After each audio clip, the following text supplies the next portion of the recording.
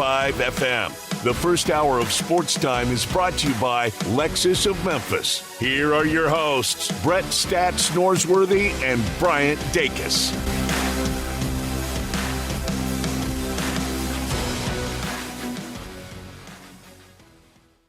In our Family Leisure Studios. It's going to be an interesting 3 hours to discuss what's going on with the Nuggets after we're talking, Brett, before we started today, and I said, I still don't understand what happened. I still don't know if I can figure it out.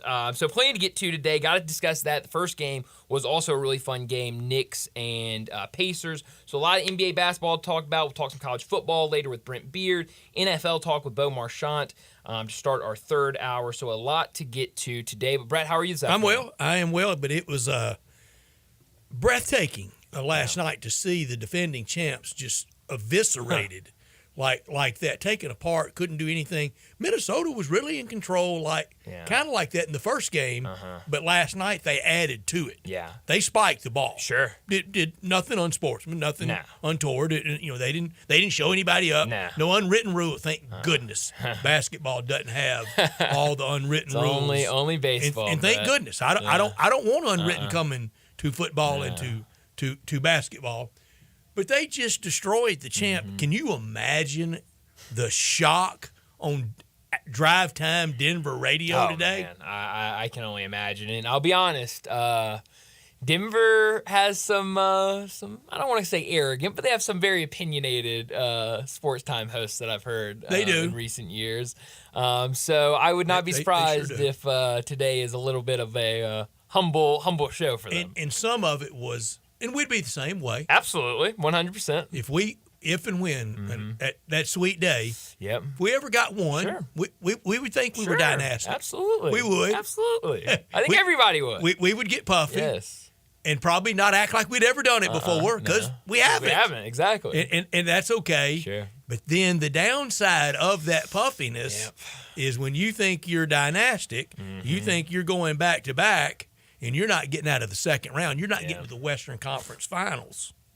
Yeah. That's the downside of it. Sure, absolutely. But we would be just like it, and I welcome it the day we do it. Oh, absolutely, 100%. But no, I mean, last night was incredible. I think – hurry up and happen. Yeah, honestly. But, I mean, I think it really kind of – I don't know. It was almost like last night watching the broadcast, seeing the reaction from everybody on social media, on television. It felt like – kind of that first game was like, okay, cool, Minnesota steals the game. And then last night it was like, oh no, this is... We'll sober up last night. Timberwolves are legit. This is wild that this is happening. It goes through them now. It does. And I think... the West. Sure. Overall, still through Boston, sure, I think. Still Boston. No, I think it's still Boston. Until something shows me different, I've got to just default to Boston. We've gotten shown different in the West. Oh, absolutely. And so, and I think the same can be said with Minnesota's defense. Is I think people were kind of saying, their defense is really good, and I think last night when they do it again in a second game, it's like, oh no, their defense is the best. Their defense is unbelievable, and they're just so long and athletic and physical, and Denver just had no answers for them in game one, had no answers for them again in game two. Parts. Yeah, it's incredible what they're doing, and I mean we saw it, and I think a lot of people kind of pushed it aside in that first series. Said, okay, good start for them. Obviously did it against Phoenix, but Phoenix has their own problems. And now doing it against against the Nuggets, I think is completely different. And I mean, you've got Jokic, who doesn't seem like anybody in the league has an answer to stop him. And Minnesota's out here making it look easy. Same thing with Jamal Murray. I mean, they're just making it look easy. There's another young team out there in the West that's saying, hold on, don't forget us. Yeah. Oklahoma City. Absolutely. Yeah, they are. Yeah, and they'll go tonight, and we'll see what they can do. I'm interested to see how that series goes because I really don't know which way I'm leaning. I know we did our picks yesterday for that series, but I still don't know who I think is going to win this because I could see. Who are you for? I don't know. I literally don't know. I have no. Anyways. When I say I don't care, I care because I watch every second. I have no preference at a winner. I'm not going to get mad. Sure. But I think I'm for Oklahoma City for this reason. They've never won it. Dallas got theirs a few years ago. And I don't want the insufferable Mark Cuban in my face if he were to win another one. Yeah. Because that was another dynasty. Yes. It was about to take hold. Yes, it sure was. It stopped at one. Yeah. I mean, I like both these teams. I like Oklahoma City. My buddy used to work for Oklahoma City, so, I would keep up with them because of him. And then, Dallas, I really like Luka. I love Kyrie. Kyrie's one of my favorite college players that I ever watched. I mean, so I think either way it goes, I think I'll just be happy about it. So you really enjoyed those 12 games at Duke that much? Oh yeah. Because it was about that. It was. I like Duke. I know it's not popular. I think one time that I thought I'd made you mad at me when I took a shot at John Shira. Well, I do remember that day. It did not make me mad. And you bristled. I thought, I think that one made Brian mad. I don't want to do that. No. I'm not trying to make you mad. No, I like Duke, and it always surprises people because people will hate on Duke, and they'll be like, I like Duke. It's so easy. Like, what do you mean you like Duke? I think that's what shocked me. We got a Duke defender. Yeah. No, I like Duke. That was allowed, Johnny. Yeah, no, it's different, I guess. He is a defender. But no, it should be a really fun series. But I did. I took a shot at Shira. He goes, "Why do you feel like that?" I did.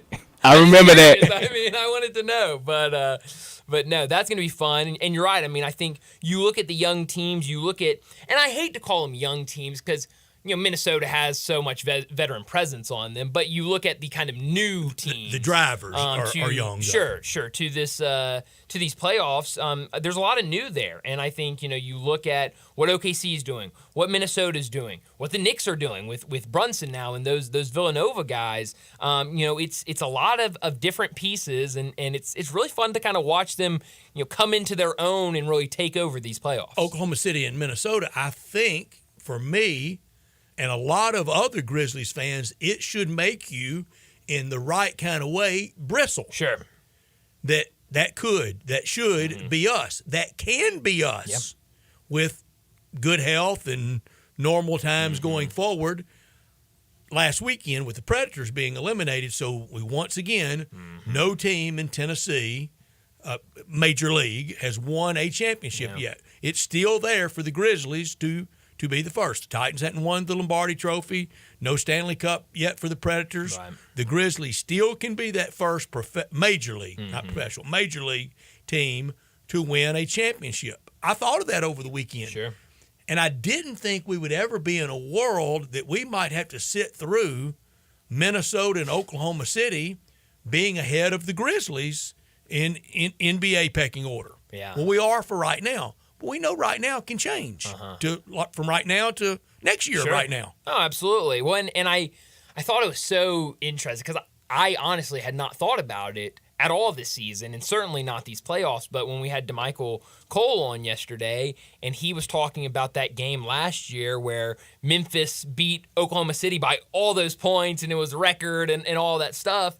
And now that team is the number one seed in the Western Conference and is playing great basketball. They're in our peer group. Yeah, and the Grizzlies are at home right now. And so I think that's kind of the first time I was like, wow, that's crazy how fast Oklahoma City has gotten that done. And really, what a tough season it was for the Grizzlies, because it's not like the Grizzlies just fell off a cliff and they're just bad. Injuries, stuff like that hampered the season. So I think you hope. And then watching last night, I saw a lot of people on social media kind of talking about, especially when Anthony Edwards is going off, when you see Brunson doing his thing, Tyrese Halliburton, these young guards, and it's like Ja Morant is supposed to be in this position, kind of being that star, getting all the talk. Yeah, and I hate that it's not happening this year, but hopefully next year you can get back to that spot. Yeah, and going back at Anthony Edwards, he really is taking the league by storm. 100%. And the leadership ability of him is something that I do feel like is going underlooked. He constant have belief in Jaden McDaniels, even though Jaden McDaniels ain't shooting the most or anything like that. He steadily compliment him on the defensive end, and he really has showed out. Him and Alexander Walker, they have shown out on the defensive end. And, man, everybody got to look out for the Timberwolves because they're not coming. They're here right now. They're here. Yeah. No, they are. And last night was stunning. Well, and another thing, and Johnny, you bring up a great point about Anthony Edwards and kind of his leadership, qualities that he brings to the table. Last night after the game, he was talking with him and Kat were in the post-game press conference, and someone asked Kat a question, And it was like, when you came in the league, you were not looked at as just an offensive big. There was a lot of projections about what you could do in the NBA defensively. Does it feel good now with the Timberwolves this year that you're able to get away from being a stat stuffer and kind of show more of your defensive abilities? And Anthony Edwards jumped in before Kat could even answer and said, first off, he's never been a stat stuffer. He's always been a great player on both sides of the court. But then he went on to kind of talk about how Chris Finch has kind of forced these guys to be a defensive-oriented team and really buy in defensively, and something, I think, especially in the NBA, you can get away from so easily. We always talk about this being an offensive league and scoring 1 million points a game, and you've got this Timberwolves team that is a defensive-first team. They've got that defensive mindset, and they're going out there and pretty much completely neutralizing this Denver Nuggets team that is just so good and has so many weapons. So it's fun to see both that Chris Finch is able to get that across his guys, but then also that you've got a 22-year-old able to sit up there and, one, explain that, and two, defend his veteran teammate that's sitting right beside him. Cat doesn't need him defending him. It's his team. Yeah, it's his team. Cat could easily defend himself. He's been around the block multiple times, but for him to be able to jump in and do that, I thought was really cool to see. I don't know if we got to go through the whole history of it, but most of the great teams, aren't they usually led by somebody that the ball's often in their hand? Absolutely. Yeah, they are. You got to look. That's the quarterback of basketball. Yep. The guards. Absolutely. But, I mean, and you're absolutely right. I know Kareem especially. Sure. Kareem with Milwaukee early in his career. But with the Lakers, that was a lot of magic. That's true. It was very hard to true. find. Yeah, well, yes, but it's. I think you want your guard to be. I don't know that it was ever Magic's team. It was Kareem's team. Yeah. But Magic was quarterback. Yeah, and I think you have that. I think that's kind of the difference. I think you want it to be your guard's team and him to be the quarterback. But sometimes those guys just and that was don't some of the strife with Kobe and Shaq. Oh yeah, no, you're absolutely Whose right team about is that. But I just think sometimes when these guards coming up, it's hard for them to take that leadership role and kind of be that vocal leader. And clearly you don't have that problem with Anthony Edwards, and he's certainly taken over being quarterback and saying this is my team. I think it's unanimous, or a large majority. Most Grizzlies fans would be very happy for Mike Conley, wouldn't they? Oh, yeah. If he got a title? Absolutely. I would. I think there's a lot of people that are saying, now, he gave us great Sure, years. absolutely. And I did not know this about my brother, but last night we were watching the game. He was like, I can't watch this series anymore. And I was like, why? And he was like, I hate the Timberwolves. After we beat them, and now they've kind of like taken this and they're playing much better. That's why I was dubious in phrasing it. Yeah. That I don't think that's why I changed from unanimous. Sure. Because I don't think that's isolated. Right. And even Oklahoma City, I mean, peer group, we were past them. Sure. Now we're having to watch them. And SGA, going to be around a long time. Minnesota, we beat them 2 years ago. Now they've zoomed past us, and they have one piece of the core four. That's right. Now I think I don't think Connor's that far off. I don't think he is either. Now I think he's right on with a lot of people. I think he is, but I do think he would also say if they won, he would be happy for Mike Conley to get a ring. And I think a lot of people are kind of in that same boat. Yeah, at the parade downtown Minneapolis would be, but before that, if he lost, would we mind? No, we wouldn't. Because we wanted him doing that here. Exactly. Yeah. Those days are over. They are, but he was a great player here. He was, and I saw him great on earlier today with Pat McAfee. So getting a little, he did. I didn't get to see what he really said, but I looked over during John's show and I see Mike Conley and Pat McAfee on this side, AJ Hawk on this side, Mike Conley, and I go, John, is that Mike Conley on with Pat McAfee? And he was AJ Hawk's camera position ever changed? No. When it doesn't don't look like it doesn't feel do. like his face ever changes either. He just kind of sits there with it's like he's in witness protection. He do have the same face. I mean, it's right there. Yeah, no, it's right in on the him. grill. You're right on with that. I don't Tell think me you're alone. why I can have on Hot Take Morning TV and I enjoy it, or I wouldn't have it on. Sure. So I'm watching it because I enjoy it.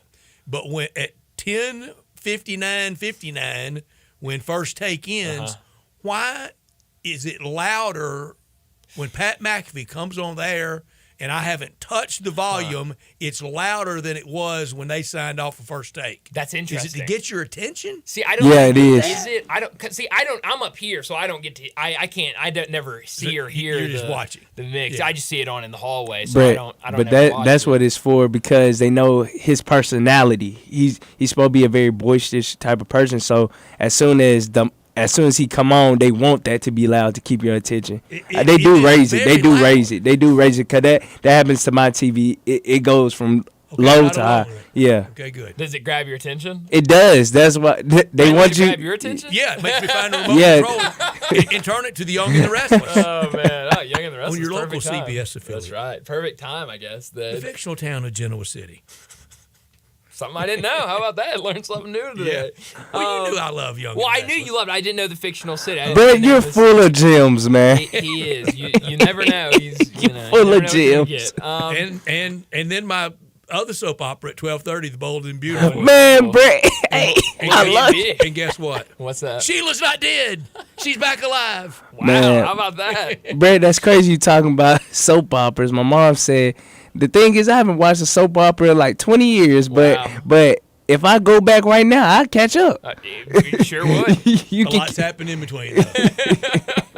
Well, let me set up today's show before we get to top and not top story of the day. 3:30, talk more about the NBA playoffs, talk about both those games last night. Two really interesting games for different reasons, but we'll also preview the two games for tonight. 3:45, this will be a fun exercise. We're going to rank the remaining coaches in the NBA playoffs, best to worst. I may or may not have been prisoner of the moment last night, from last night when I started doing this morning. But, we shall see. But we'll do that best to worst. And with coaches that, guess remaining. what the 3:45 assignment tomorrow will be? Oh, no. What's tomorrow? Won't be 8, it'll be 10. Okay. Top 10 players remaining Ooh. in the NBA playoffs.